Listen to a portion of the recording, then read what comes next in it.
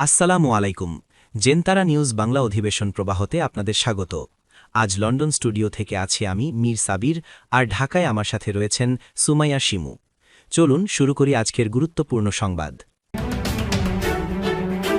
জানিয়ে দিব এই মুহূর্তে গুরুত্বপূর্ণ সব আপডেট আন্তর্জাতিক সংবাদ। প্রথমেই জানিয়ে দিব, যুদ্ধবিরতির মধ্যেই ইরানে গোপনে অত্যাধুনিক অস্ত্র পাঠাচ্ছে চীন, ভয়াবহ যুদ্ধের আশঙ্কা। এরপর জানিয়ে দিব, ইরান এগিয়ে যাচ্ছে তুমুল গতিতে। এবং সর্বশেষ থাকছে, রাশিয়া, চীন ও ইরান জোটে মোড়লগিরি হারাল যুক্তরাষ্ট্র। শুনছিলেন সংবাদ শিরোনাম, এখন বিস্তারিত। তবে তার আগে অনুরোধ থাকবে, এই ভিডিওটিতে একটি লাইক, কমেন্ট এবং চ্যানেলটি সাবস্ক্রাইব করে জানিয়ে দিন কোন জেলা থেকে বা কোথা থেকে আপনি আমাদের এই ভিডিওটি দেখছেন এবং শুনছেন। একদিকে যুদ্ধবিরতির আলোচনা, অন্যদিকে চলছে অস্থিরতা। শুরুতে ইরানের 10টি দাবি মেনে নেওয়ার কথা বললেও ইসরায়েল ও যুক্তরাষ্ট্র কিছু বিষয়ে দ্বিমত পোষণ করা শুরু করেছে। আর সে কারণেই নতুন করে লেবাননে ভয়াবহ হামলা চালায় ইসরায়েল। আর এই হামলার পর ইরানের প্রেসিডেন্ট ক্ষোভ প্রকাশ করে বলেন, লেবাননও এই যুদ্ধবিরতির মধ্যে থাকবে, তা না হলে তারা এই যুদ্ধবিরতির প্রস্তাব মানবে না। তবে যুক্তরাষ্ট্রকে কোনোভাবে বিশ্বাস করতে পারছে না তেহরান। আর যুদ্ধবিরতির এমন নাজুক পরিস্থিতির মধ্যেই ইরানে নতুন করে অত্যাধুনিক অস্ত্র পাঠানোর প্রস্তুতি নিচ্ছে চীন। তবে কি আবারও ভয়াবহ যুদ্ধ শুরু হতে যাচ্ছে? যুদ্ধের শুরু থেকেই চীন ইরানকে অত্যাধুনিক প্রযুক্তি দিয়ে সহায়তা করে আসছিল বলে ধারণা করা হচ্ছিল। সরাসরি চীন ইরানের পক্ষ নিয়ে যুদ্ধ না করলেও ইরানের পাশে থাকার ঘোষণা দিয়েছিল শি জিনপিং। তবে যুদ্ধবিরতির আলোচনার মধ্যে নতুন করে ইরানকে অস্ত্র পাঠানোর বিষয়টি সামনে আসায় আবারও দুশ্চিন্তায় পড়েছে ডোনাল্ড ট্রাম্প। মার্কিন গোয়েন্দা সংস্থাগুলোর একাধিক সূত্রের বরাতে একটি প্রতিবেদন প্রকাশ করেছে CNN। এই প্রতিবেদনে বলা হয়েছে, আগামী কয়েক সপ্তাহের মধ্যেই ইরানে বিমান প্রতিরক্ষা ব্যবস্থার মতো অত্যাধুনিক অস্ত্র পাঠানোর প্রস্তুতি নিচ্ছে চীন। এই খবর সামনে আসায় আন্তর্জাতিক অঙ্গনে নতুন করে উত্তেজনা তৈরি হয়েছে। কারণ সম্প্রতি যুক্তরাষ্ট্র ও ইরানের মধ্যে সংঘাত থামাতে মধ্যস্থার ভূমিকায় থাকার কথা বলেছিল বেইজিং।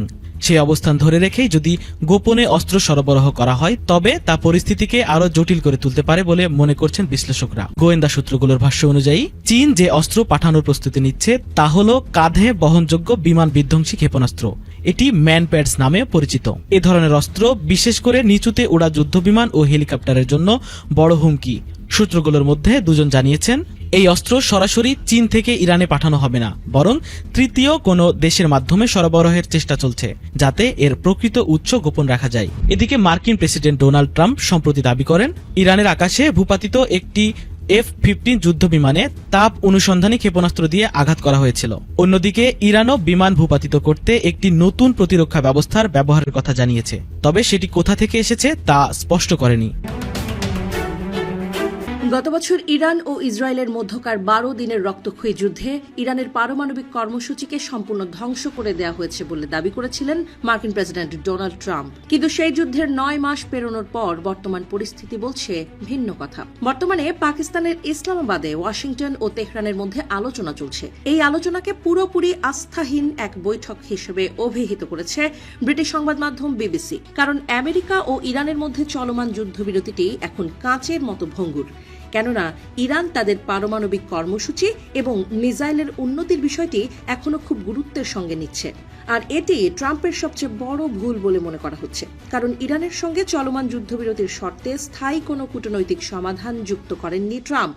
ফলে এখনো রণক্ষেত্রে সক্রিয় অবস্থানে রয়েছে ইরানের গার্ড বাহিনী।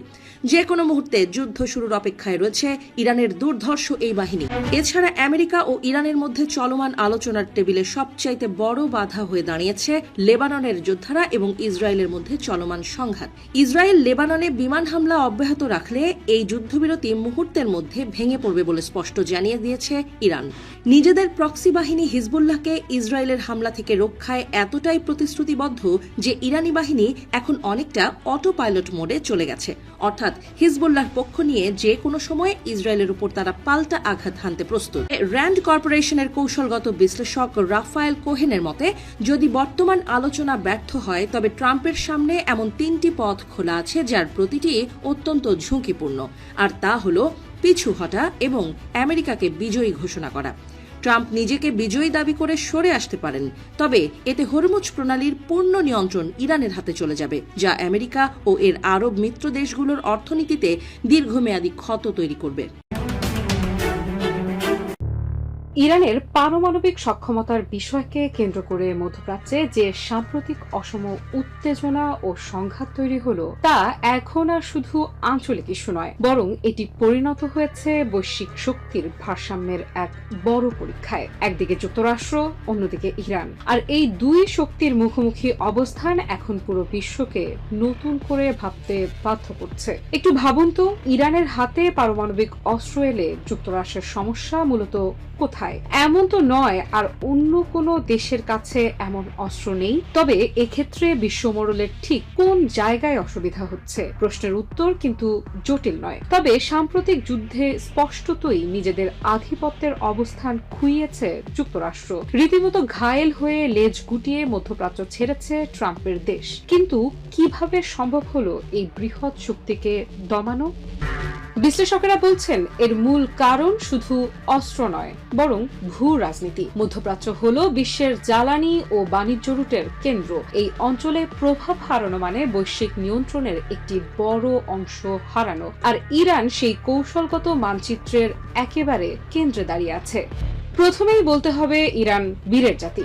ভয়কে জয় করে, শত বাধা উপেক্ষা করে যেভাবে শত্রুর মোকাবেলা করেছে দেশটি, তাতে যে কোনো শত্রুর জন্যই ইরান নামটি হয়ে উঠবে ভয়ঙ্কর। তবে শুধু সাহস আর সামরিক শক্তি নয়, ইরানের আরও একটি শক্তিশালী দিক হচ্ছে তাদের দারুণ কূটনৈতিক সক্ষমতা। ইরানের রয়েছে অত্যন্ত শক্তিশালী মিত্রজোট। তবে কি ইরানের অন্যতম মিত্র রাশিয়া ও চীন জোটেই মোড়লগিরি হারালো যুক্তরাষ্ট্র?